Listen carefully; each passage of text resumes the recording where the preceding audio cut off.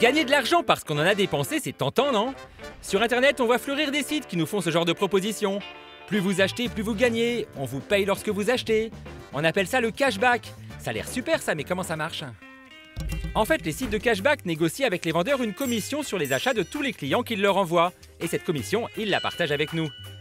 Donc si Antoine achète son téléphone en passant par un site de cashback plutôt qu'en allant directement sur un site marchand, il recevra un pourcentage du total de la facture sur son compte de cashback. Bon attention, il y a quand même des règles.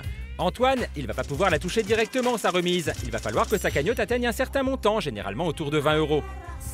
Avant de se lancer, il faut aussi vérifier la liste des sites marchands partenaires et le pourcentage de remise accordée. Enfin, il faut savoir qu'il faut acheter régulièrement, parce que sinon, au bout d'un moment, la cagnotte, elle est supprimée et le site de cashback garde l'argent. Bref, la méthode a tendance à nous pousser un peu à la consommation, mais dans l'ensemble, ça paraît réglo. Il en est presque déçu, Antoine. Non, j'ai pas cherché, il n'y a pas d'arnaque avec le cashback. Bon, tant mieux, hein. Mais il n'y a pas que les sites internet qui proposent de rembourser une partie du prix après l'achat.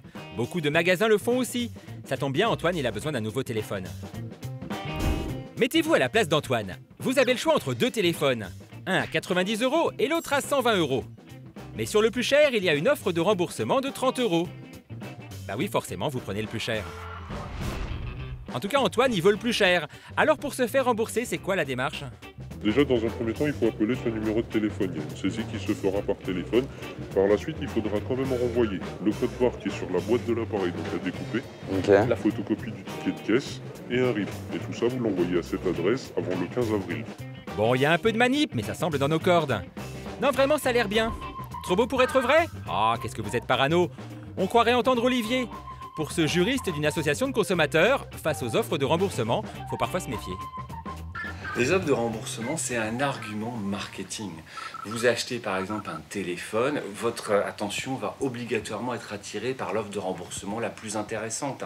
Et vous allez opter pour telle marque de téléphone parce que l'offre elle est la plus grosse. C'est pas forcément celle-là que vous auriez pris après. Vous allez plus facilement vendre un produit un peu cher si vous faites une promesse de restituer au consommateur une partie de la somme qu'il va avoir donnée.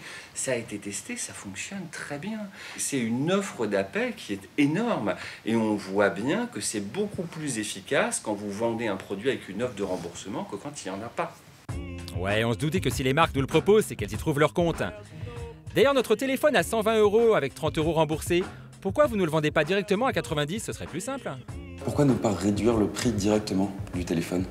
Je ne pourrais pas vous le dire. Ils préfèrent proposer des promotions à faire à côté, sachant que ce ne sont pas des promotions obligatoires. Après, chaque personne décide s'il veut y participer ou pas.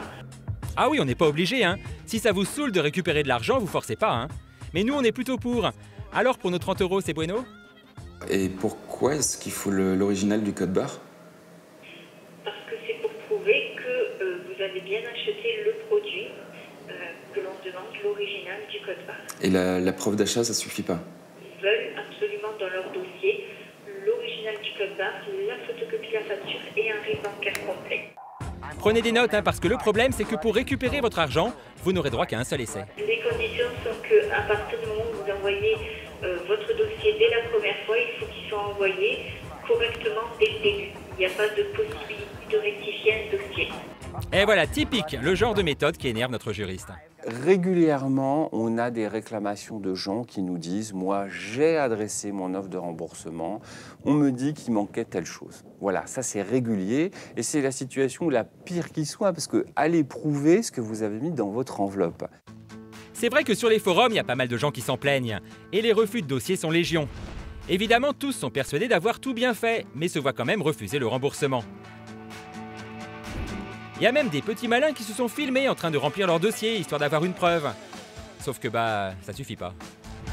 Après, vous pouvez vous filmer en train de mettre tout dans l'enveloppe. Je veux dire, c'est facile aussi d'enlever après. C'est la parole du consommateur qui est la nôtre. Expliquer que les consommateurs sont tous de mauvaise foi, c'est purement et simplement scandaleux.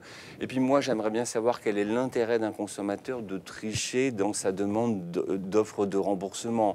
Il n'a absolument aucun intérêt à conserver tel justificatif. Que va-t-il en faire? Il y a une offre de remboursement, un endroit où l'envoyer. Par contre, si on raisonne de l'autre côté, certains professionnels pourraient avoir intérêt à prétendre qu'ils n'ont pas reçu l'offre de remboursement de manière à ne pas débourser l'argent promis. Mais il ne faut pas faire de procès d'intention. Bah non, on va pas faire de procès d'intention, c'est vraiment pas notre genre. N'empêche, dès qu'Antoine s'est manifesté sur les forums pour demander des témoignages, les marques arrivaient dans la minute pour résoudre les problèmes des consommateurs. Peut-être qu'il a un pouvoir magique, Antoine. Il a également rencontré Stéphane, qui a accepté de lui raconter son histoire. J'ai acheté un téléphone au mois de septembre-octobre pour le Noël de ma fille. Et quand on a vu qu'il y avait l'offre de remboursement à 30 € sur un téléphone autour de 100 €, ça fait un bon pourcentage de réduction. Et c'est ce qui nous a décidé à prendre celui-ci plutôt qu'un autre. Pour se faire rembourser, Stéphane, il est allé sur Internet pour faire une demande de formulaire. Il a imprimé le formulaire et l'a renvoyé rempli avec tous les éléments demandés. Pourtant, 2 mois plus tard, il a reçu une lettre de refus sous prétexte qu'il n'avait pas renvoyé le bon code. Le truc, c'est que ce code, il était obligé de le donner pour obtenir le formulaire. Donc il avait le code. Et le motif, c'est bien pourtant celui-ci, c'est que j'ai pas fourni le code IMI. Donc c'est pas cohérent par rapport à la demande de remboursement. Le motif, il ne me semble pas valable en fait. C'est un prétexte pour ne pas rembourser ne pas rembourser et ne pas satisfaire l'offre de remboursement. Après, c'est le commerce, mais bon, je pense que... Parfois, c'est un peu abusif. Là, c'est très abusif, oui. Stéphane, il veut pas lâcher l'affaire. Cela fait des mois qu'il les attend, ces 30 €. Alors, avec Antoine, ils ont appelé la société. Et là, miracle. Alors, rassurez-vous, monsieur, votre participation a été retraitée et validée, donc ne prenez pas en compte le courrier que vous avez reçu. Le remboursement est en cours. Pourquoi alors on a commencé par me refuser le remboursement en mettant un motif qui n'était pas valable? Bah écoutez, je peux pas vous dire, monsieur, ça a été retraité et validé, donc... D'accord. 2 conclusions. Premièrement, le forcing, ça paye. Deuxièmement, peut-être qu'il a un pouvoir magique, Antoine. Bon, mais à quoi ça sert de nous proposer des offres de remboursement s'il faut batailler pour les obtenir? Eh bien parce qu'il faut batailler pour les obtenir. Un professionnel qui vous propose une offre de remboursement, il compte avant tout sur le fait que vous ne fassiez pas fonctionner cette offre de remboursement. C'est l'effet pervers des offres de remboursement. Les marques nous les proposent, c'est sympa, mais espèrent qu'on ne va pas en profiter. Ça, c'est moins sympa. Et le pire, c'est qu'elles ont raison. En fouillant bien, Antoine, il a trouvé ce document émanant d'une société qui gère ce type d'offre. Une simulation de remboursement où il table sur moins de 10% de remboursement effectué. Entre les dossiers refusés et les consommateurs qui ne font pas la démarche, ça en fait pas mal de remboursements non remboursés. Et ça, pour l'entreprise, c'est une bonne nouvelle. Forcément, s'il y a trop de remboursements effectués, c'est la société qui les gère qui doit mettre la main à la poche. De là à penser qu'il ferait tout pour ne pas nous rembourser? Ah non mince, on avait dit pas de procès d'intention. Alors les offres de remboursement, oui, mais... Vous ne laissez pas aveugler par l'offre de remboursement. Le produit en tant que tel, il doit déjà vous intéresser. Vous avez déjà regardé les caractéristiques techniques et il vous plaît. Après, on vous propose une offre de remboursement. Évidemment, il faut en profiter. Listez bien tout ce qu'on vous demande. Peut-être appelez la marque si on vous parle d'un justificatif que vous ne comprenez pas. Prenez pas le risque d'envoyer quelque chose qui est incomplet. Et au final, respectez bien les délais. Et si l'offre de remboursement est un petit peu importante dans son montant, pourquoi pas tenter un courrier recommandé? Ça évitera de vous faire répondre qu'on n'a jamais reçu votre envoi. Et avec tout ça, Antoine, il a toujours pas de téléphone. Pas pratique.